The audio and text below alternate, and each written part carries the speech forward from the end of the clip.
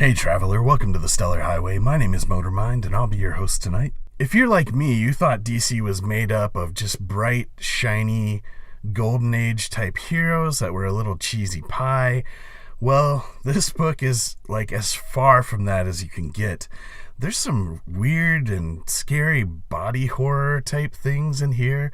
There's a sort of a darkness and hopelessness that pervades this book that is really oppressing and in the best way possible. This really impressed me. It's verbose, it's very dense, there's a lot of dialogue. There's action, and the action is cool. There's a nice world building here that's going on. The plot itself seems to be a pretty standard save the world, save magic, maybe there's a traitor type thing. So nothing new in the plot department, but I think there's a lot to like here in the strengths of the characters. I don't know Wonder Woman. I've never read Wonder Woman, but I love Wonder Woman in this book. I haven't seen the movie either, by the way. So this is, some of my first exposure to Wonder Woman, but I really like her in this. She is like the bright, shining beacon in this book. She's classically heroic. She's very strong. She seems capable, whereas the other heroes seem a little bit aloof, a little dangerous, a little left of center. I'm not sure how to explain these characters. I don't genuinely know them yet, but they're all pretty interesting. Swamp Thing, I just have vague memories of the movie, watching that as a kid, so I don't really know anything about Swamp Thing.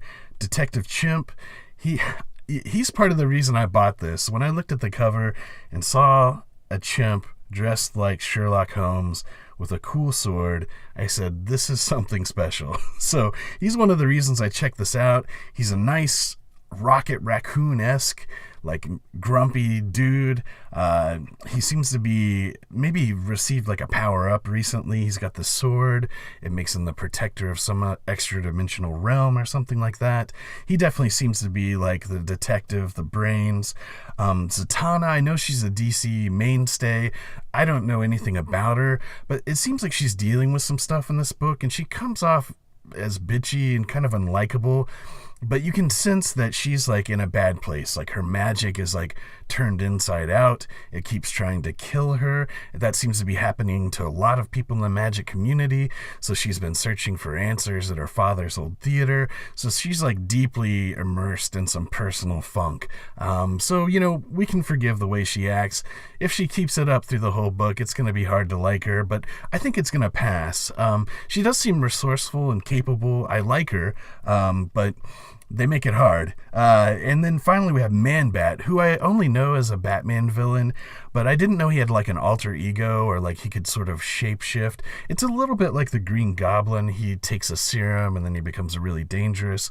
Otherwise he's just this brilliant scientist, kind of sounds like he's chugged 4 liters of Mountain Dew and just gotten into the science hardcore. Wonder Woman seems really annoyed with him, but grateful.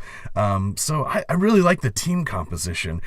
They also talk about how someone like Wonder Woman is living in the ivory towers of the superhero community, while these magic heroes are kind of living in the ghetto. So there is a little bit of a feeling of resentment and stuff, and people keep turning Wonder Woman down for this team. She's basically investigating this whole magic phenomenon.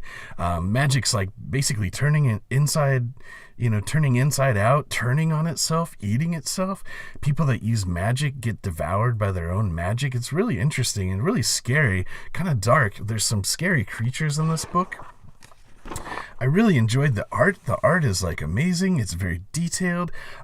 It is a little bit hampered by all the dialogue. I mean, there's just so much dialogue.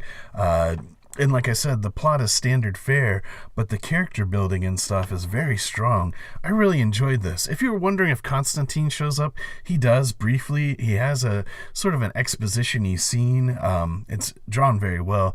And I don't know Constantine, but I know people think DC, they think magic, they're going to think Constantine. Even I know that. So he is in here, and it's addressed why he's not on the team.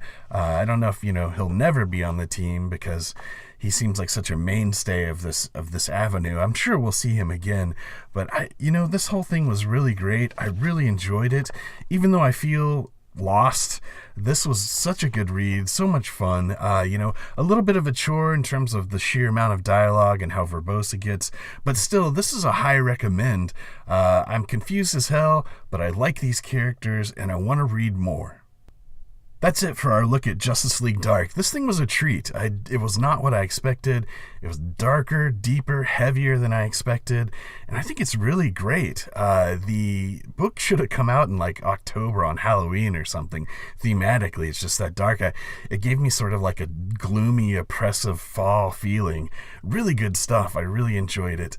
I think you will too. If you've read it, let me know what you thought in the comments below. Ring the bell, subscribe, all that good YouTube stuff, and I'll see you next time on the Stellar Highway.